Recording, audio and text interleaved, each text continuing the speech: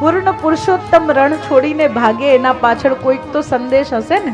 બધી જગ્યાએ આપણે તલવાર લઈને ઊભા થઈ જવાની જરૂર હોતી નથી. ક્યારેક ભાગી જવું કે ઘણા લોકો તમે જાણતા હોય એ વિષયમાં તમને શીખવાડે. એને શું કહેવાય? અધૂરા ઘડા.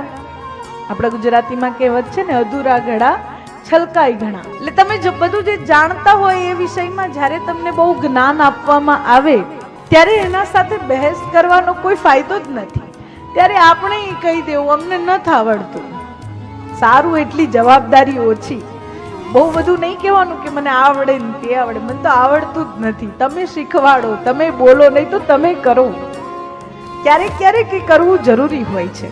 કનૈયા રણ છોડીને ભાગે એના પાછળ તો કારણ છે કે વર્ષોથી નિદ્રાધીન થયેલા મુચકુંદને જગાડવા છે અને પોતાની પ્રાપ્તિ કરાવવી છે.